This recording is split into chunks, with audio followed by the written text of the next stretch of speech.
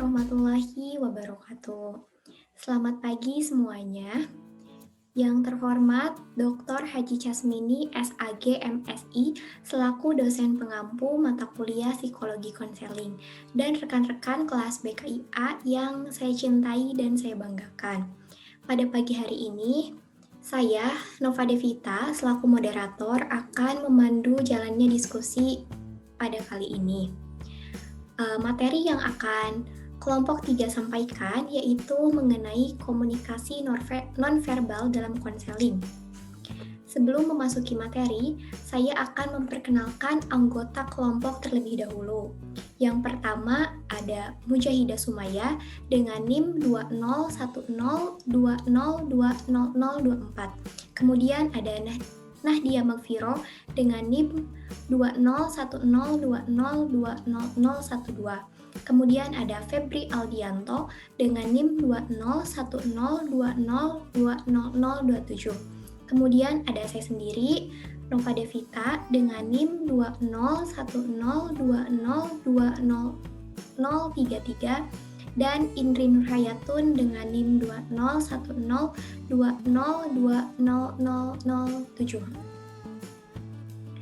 Untuk mempersingkat waktu, langsung saja kita buka diskusi kali ini dengan ucapan basmalah bersama-sama. Bismillahirrahmanirrahim. Untuk materi pertama akan disampaikan oleh Saudari Nahdia. Kepadanya saya persilahkan.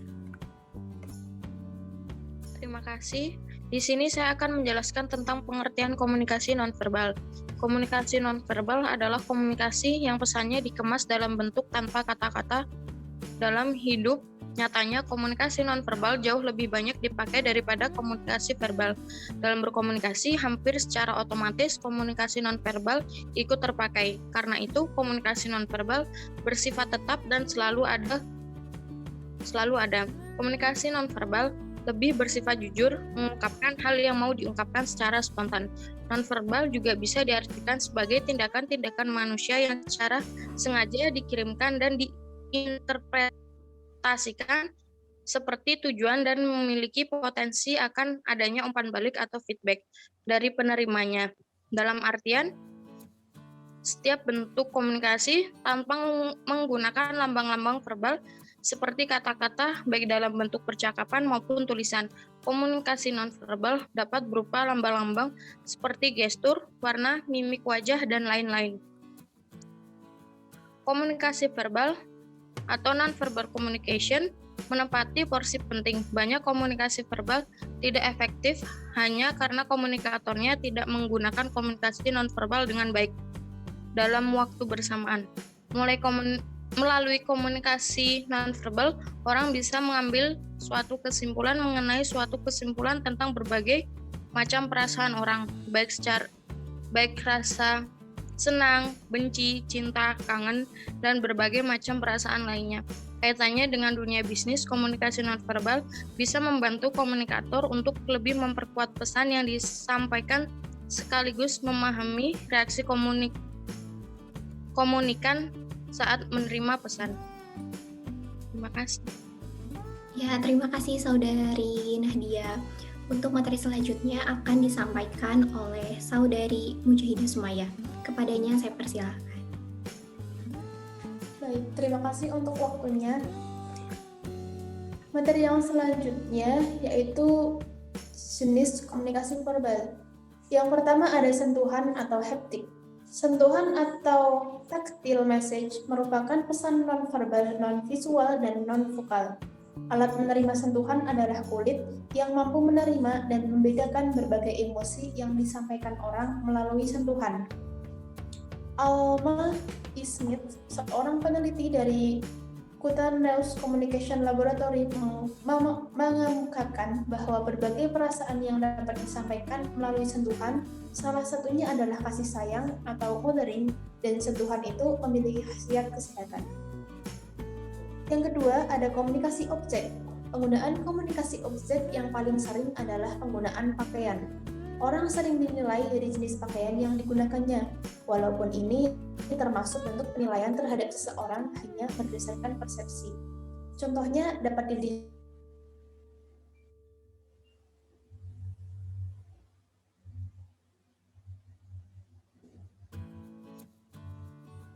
saja ada sedikit. Next slide. Terima kasih Saudari Maya. Untuk materi selanjutnya akan disampaikan oleh Saudari Indri. Kepadanya saya persilahkan.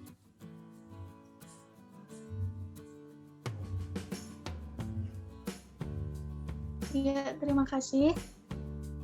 Kemudian kita masuk ke kronemik.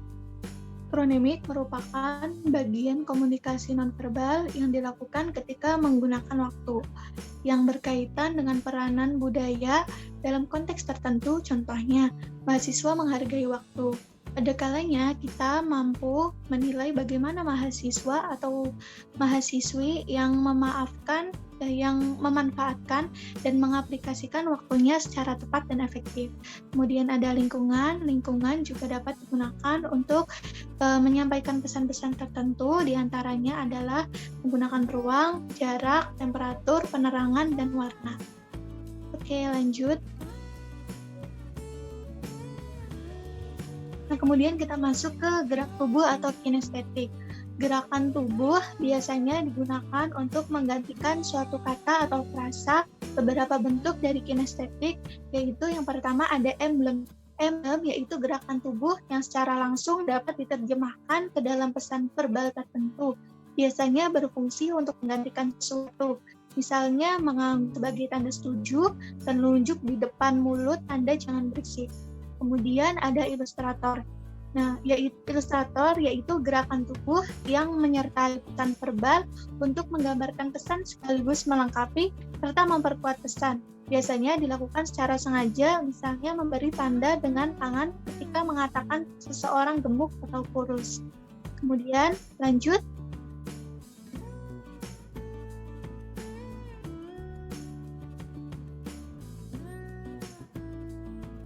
Ya. Kemudian ada efek display.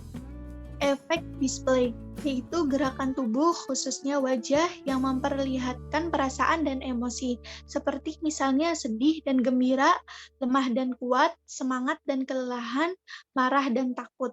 Terkadang diungkapkan dengan sadar atau tanpa sadar, dapat mendukung atau berlawanan dengan pesan verbal.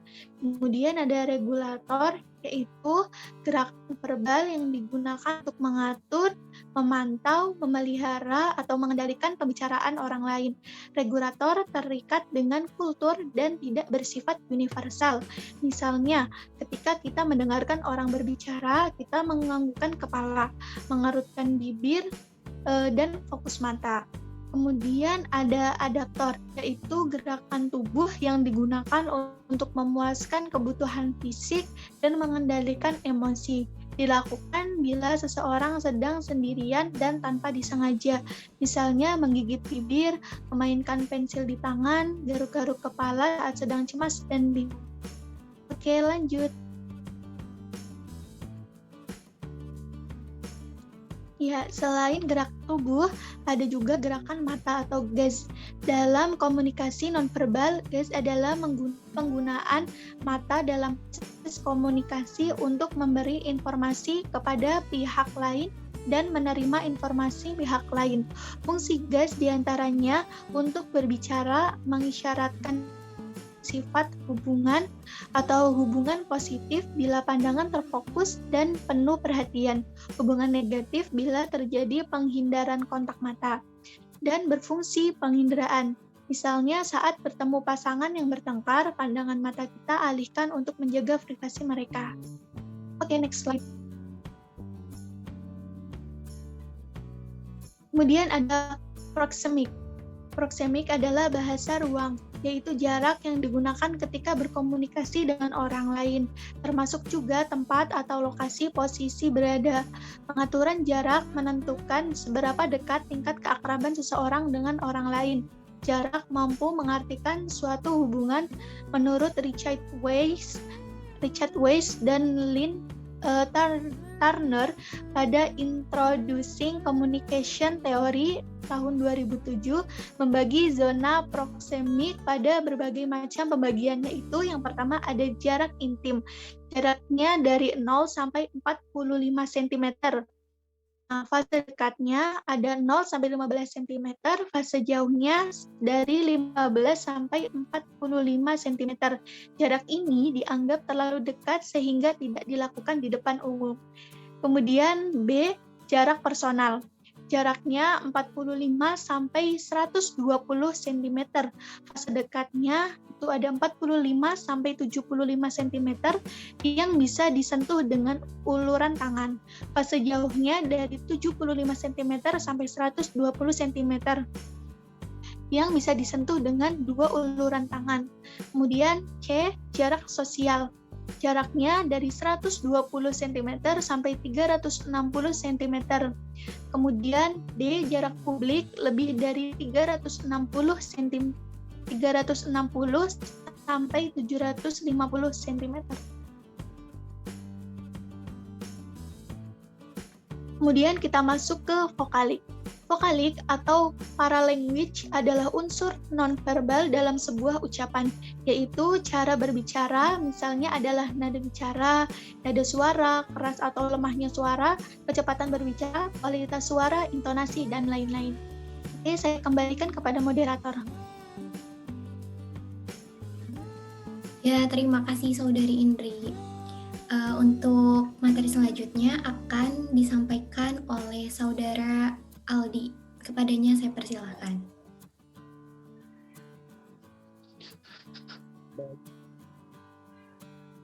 Baik, terima kasih kepada moderator. Saya lanjutkan materi selanjutnya adalah komunikasi atau fungsi komunikasi non-verbal. Mark Connett pada tahun 1978 menyebutkan bahwa komunikasi non-verbal dalam komunikasi memiliki fungsi untuk yang pertama repeating atau yaitu mengulang tulisan yang disampaikan secara verbal. Contohnya menganggukkan kepala ketika mengatakan iya dan menggelengkan kepala ketika mengatakan tidak. Yang kedua adalah substitution atau substitusi, yaitu menggantikan lambang verbal. Contohnya menggoyangkan tangan Anda dengan telapak tangan menghadap ke depan sebagai pengganti tidak saat berdagang diri Anda. Kita tidak perlu secara verbal mengatakan kata ang, namun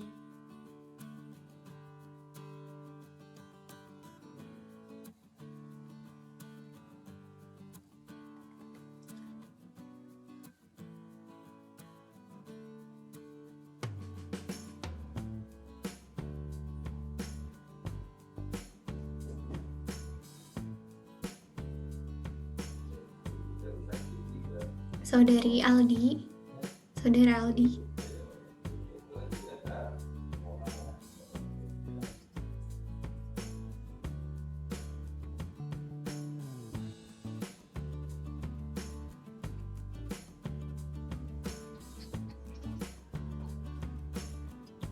Oke, baik, mohon maaf tadi terus apakah sudah terjadi? Saya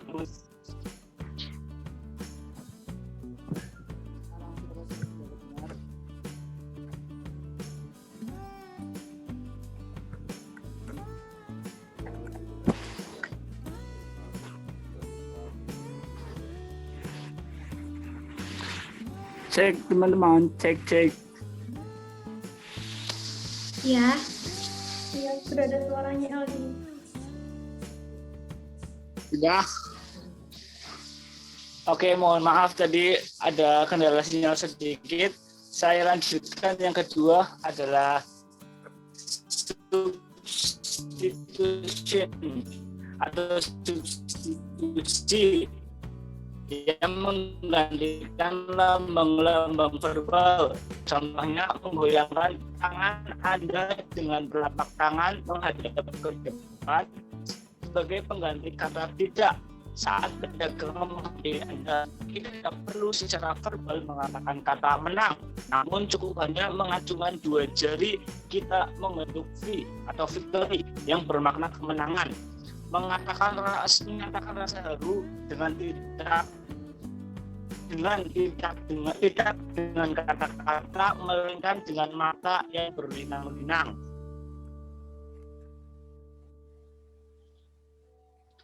Kemudian selanjutnya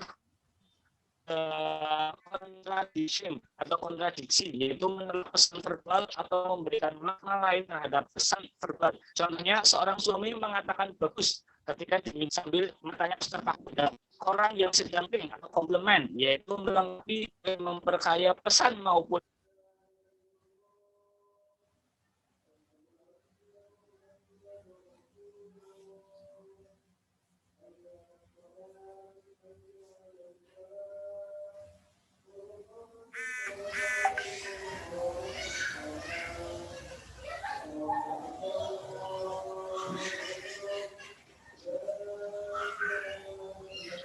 cek. Iya, sudah ada. Apakah suara saya sudah terdengar kembali? Sudah, Aldi. Maaf teman-teman, kita putus. Saya ulangi lagi ya. Accenting atau aksentuasi, yaitu menegaskan pesan verbal atau menggarisbawahi. Ya. Contohnya mahasiswa membereskan buku-bukunya atau melihat jam tangan ketika jam kuliah berakhir atau akan berakhir, sehingga dosen sadar diri dan akhirnya menutup kuliahnya. Mungkin cukup sekian dari saya kembalikan kepada moderator. Terima kasih. Ya, terima kasih Saudara Aldi. Alhamdulillah, untuk penyajian materi pada diskusi kali ini telah selesai. Terima kasih kepada teman-teman yang telah mengikuti diskusi kali ini dari pertama hingga akhir. Maaf apabila terdapat banyak kesalahan dari kelompok kami. Saya tutup diskusi kali ini dengan bacaan hamdalah. Alhamdulillahirabbil alamin. Bagi teman-teman yang ingin bertanya, boleh bertanya via daring ataupun grup WA. Terima kasih. Wassalamualaikum warahmatullahi wabarakatuh.